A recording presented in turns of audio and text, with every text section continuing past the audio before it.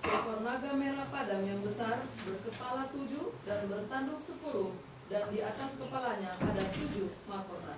Dan sudah perhatikan, kalau kita bicara tentang naga, sudah tahu siapa itu? Ular tua, setan. Jadi nomor 1, dia itu memerangi akan perempuan atau gereja. Perempuan yang suci, gereja yang suci, dia perang.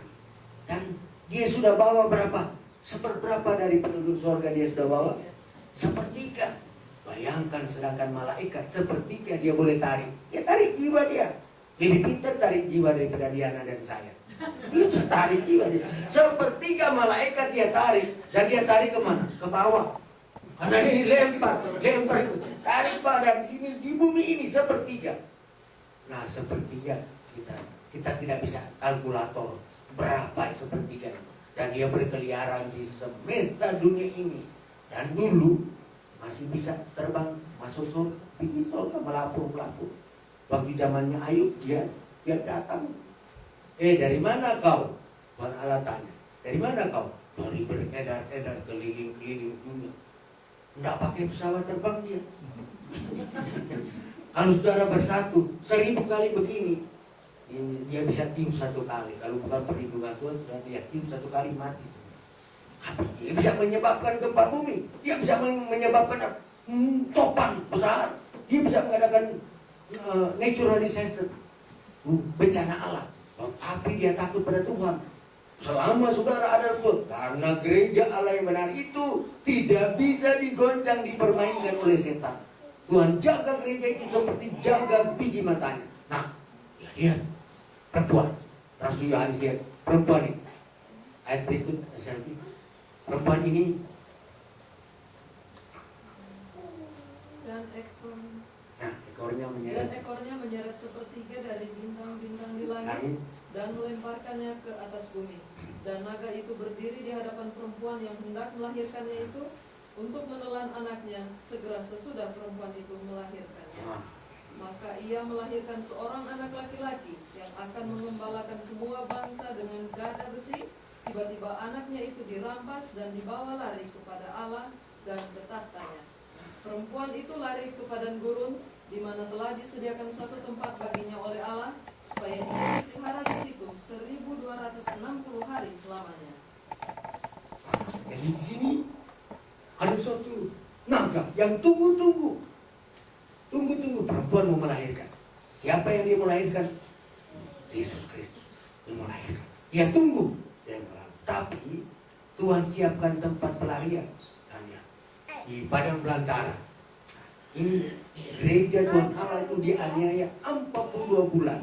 Kalau Daniel 7 ayat 5 mengatakan selama 1000 satu masa, 2 masa dan setengah masa. Berapa masa? 1 masa, 2 masa, setengah, 3,5 masa. Kalau 3,5 tahun, berapa bulan? 42. Kalau 42 berapa hari? Coba kita baca berapa hari. Kalau kita baca dalam Wahyu 11 ayat 3. Wahyu 11 ayat 3 berapa? Berapa hari? 1 hari sama dengan 1 tahun. Coba Pak Teron baca Wahyu 11 ayat 2. Cocok sekali. Dan aku akan memberikan tugas ayat 2. Wahyu 11 ayat 2. Ayat 2. Tapi kecualikan pelataran bait suci yang di sebelah luar. Janganlah engkau mengukurnya, karena ia telah memberikan kepada bangsa-bangsa lain dan mereka akan menginjak-injak kota suci 42 bulan lamanya. Jadi umat Allah dia akan injak-injak penganiaya ini berapa? 42 bulan lamanya. Lalu ayat 3. Dan aku akan memberi tugas kepada 2 saksiku supaya mereka bernubuat sambil berkabung 1260 hari lamanya. 42 bulan kali 3, 30, 1260 hari. 1 hari sama dengan 1 tahun. Jadi 1260 hari sama dengan 1260 tahun. Dan kalau ada 1260 tahun, ada masa permulaan dan ada masa apa? Ada masa akhir. Kalau kita hitung masa kejayaan penganiaya ini, karena di dalam Daniel pasal 7 kasih tahu sih tanduk kecil dia menganiaya 1,5 masa, 1 masa, 2 masa, setengah masa, 33,5 masa, 42 bulan, 1260 hari, 1260 tahun. Cocok sekali ayat-ayatnya. Saudara boleh catat ayatnya. Daniel 7:25, Daniel 12 ayat 7, Wahyu 11 ayat 2, Wahyu 11 ayat 3, Wahyu 12 ayat 6, Wahyu 12 ayat 14, Wahyu 13 ayat 5. Cocok semua. Dia punya masa, jumlah tahunnya, jumlah harinya, lalu kemudian 1 hari sama dengan 1260 masa aniaya. Umat Allah dianiaya mulai dari masa kejayaannya Sri Paus. Mulai dari tahun 538, maka orang-orang yang tidak sepaham dengan Sri Paus, yang mau dianiaya oleh karena mereka mau dengar Alkitab lebih dari mau baca Alkitab, mau selidiki, mereka itu tidak mau bayar dosa dan bermacam-macam perbuatan yang dibuat oleh manusia. Pada akhirnya pemerintah diperalat oleh agama dan tidak ada tempat mereka mau lari, karena di mana ada pemerintahan Sri Paus waktu itu, pemerintahan negara ada di tangan dia. Tidak ada tempat lari. Mau lari kemana? Tapi untung Tuhan siapkan tempat lari, ialah padang belantara. Jadi pada waktu umat-umat, orang Albigensen, orang-orang yang bersembunyi di Switzerland, orang-orang dan Martin Luther sendiri, mereka ini, untuk Martin Luther disembunyikan oleh Karl V, tidak jadi dibunuh sampai dia selesaikan terjemahan Alkitab. Dan orang-orang Albigensen, orang-orang Waldensen bersembunyi. Berapa lama bersembunyi? 1260 tahun. Mereka mau dibunuh karena apa? Mereka membawa Alkitab, mereka mau turut Alkitab, dan mereka dianiaya, mau dibunuh. Untung Tuhan Allah buka jalan. Waktu mereka itu hampir habis, Tuhan buka jalan, ditemukanlah Amerika Serikat. Dan mereka yang datang dengan kapal Mayflower, kalau kami sampai di Amerika, kami mau berdirikan satu negara, tidak ada raja yang boleh diperalat oleh Sri Paus, tidak ada paus, supaya jangan jadi dipisahkan sampai sekarang ini agama dengan negara.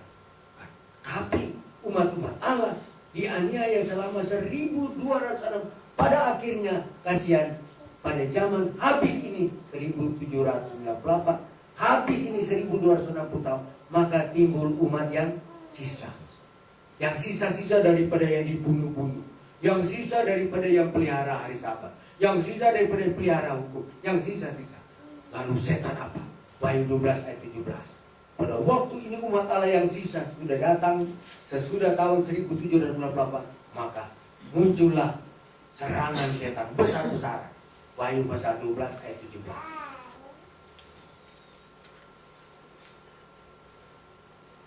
Maka marahlah naga itu kepada perempuan itu, lalu pergi memerangi keturunannya yang lain, yang menuruti hukum-hukum Allah dan memiliki kesaksian Yesus. Coba saudara lihat, kenapa setan marah?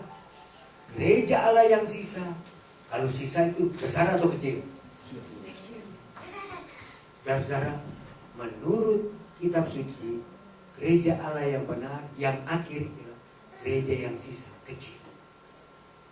Kalau gereja itu besar sekali, itu bukan gereja sisa, itu gereja populer, gereja aliran banyak, mainstream, aliran banyak. Tapi kenapa setan marah? Ini gereja yang sisa. Kenapa dia timbul? Kenapa dikatakan sisa? Karena dia tinggal timbul sesudah tahun 1798. Aniaya berakhir 1798. Pada waktu Jenderal Bertir menawar siapa? Sri Paus. Pada waktu dia ditawar, maka berakhirlah aniaya. Karena luka parah itu sembuh, tapi kemudian akan sembuh kembali. Luka parah terjadi dan akan sembuh. Tetapi umat Allah yang sisa ini, betul dikatakan sedikit, sisa. Tapi mereka itu tetap gigih dan kuat memelihara apa? Hukum Allah. Dan ada roh buah. Siapa marah? Setan. Maka naiklah marah naga itu akan perempuan itu, lalu pergi memerangi benih perempuan itu. Ya, saudara-saudara, kalau mau supaya tidak diperangi oleh setan, langgarlah 10 hukum. Supaya tidak diperangi oleh setan, jadilah bersahabat dengan dunia Baal-Baal. cara-cara dunia. Aniayalah umat Allah. Tapi seperti Rasul Paulus, sesudah dia sadar bahwa gereja yang kecil waktu itu baru mulai, dia sadar ini gereja Allah. Dalam pintu Allah mau tidak dapat mengalahkan. Pada akhirnya Paulus menjadi pendekar daripada satu pergerakan yang tadinya ada banyak juga pemimpin-pemimpin gereja yang tadinya benci akan umat Allah. Sesudah mereka itu tahu bahwa mereka itu menurut nubuatan akan menang dan Tuhan ada bersama-samanya. Walaupun kita sedikit, walaupun kita diserang oleh setan, tapi Tuhan siapkan jalan. Ya buka Amerika ini dan di sini orang bebas beragama. Tapi jangan lupa ada nubuatan lagi, satu waktu akan timbul undang-undang perlindungan dan umat-umat Allah yang bebas sekarang ini satu waktu tidak bebas. Mereka itu akan ditutup, akan dianiaya. Baru-baru ini saya dihujani dengan telepon dari Indonesia oleh karena di sana tersebar sudah 2 minggu ini, sudah 3 minggu ini seluruh Indonesia Timur, Indonesia Barat dilanda dengan berita besar bahwa kedatangan Sri Paus baru-baru ini kan ialah untuk menandatangani Sunday Law. Santer sekali sehingga Ibu Thelma istri dari Hertog sudah minta supaya Hertog pulang. Saya juga di sana, ibu di sana di Palu bilang pulang saja. Sono sini orang khotbah tentang Sunday Law sudah mulai. Umat-umat Allah. Mereka kecewa pada waktu mereka telepon saya hari Jumat malam. Udah capek dari sini, telepon. Lalu saya bilang, oh kenapa? Kalau sekiranya sudah ditandatangani oleh Paus Benedict yang ke-16, maka saya yang lebih dulu telepon. Tengah malam saya telepon kepada saudara-saudara di UNCLUB dan di kantor UNI dan di kantor daerah, di mana-mana saya akan gemparkan itu. Tapi saya sudah mengikuti tiap kalimat yang dipidatokan oleh Sri Paus, mulai dari Washington sampai di rapat dia punya khotbah, lalu sampai di New York, dia tidak ucapkan. Lagi satu, kalau keluar undang-undang hari Minggu itu bukan Sri Paus dan 46 golongan Protestan yang akan keluarkan. Harus lawmaker. Lawmaker ialah Kongres yang harus bikin undang-undang nomor begini melarang. Tidak boleh lagi orang yang pelihara hari ke-7 itu untuk berjualan atau berlian. Mereka diboikot, tidak boleh berobat, tidak boleh pergi ke pasar, tidak boleh ini. Jadi mereka kecewa sekali pada waktu saya bilang belum keluar itu undang-undang. Karena itu harus dibuat oleh the lawmaker, Kongres. Dan kemudian mereka telepon pada pendeta Kesawi. Telepon pada pendeta, oh ya betul pendeta kami bilang belum keluar undang. Mereka itu mengharap, bukan mereka itu, tapi mereka sebenarnya mengharapkan kegenapan daripada khotbah-khotbah atau yang mereka sudah lama. Saya juga rindu sekali, tapi jangan saya bilang, sudah ditandatangani karena pekabaran belum selesai. Kalau sudah selesai, saudara-saudara, Tuhan akan lepas nama ini dan pada akhirnya, saudara-saudara, yang perlu saudara tahu bahwa gereja Allah yang benar ini tidak bisa dimatikan oleh setan sampai orang yang bertahan sampai kesudahan. Barang siapa yang bertahan sampai kesudahan, ia yang akan menang.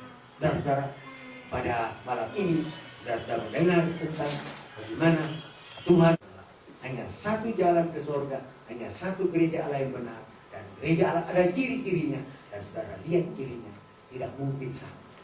Pilihlah gereja yang memang mengikuti ciri-ciri yang Tuhan berikan secara jelas dalam Alkitab. Saudara tidak akan kecewa, saudara akan diselamatkan.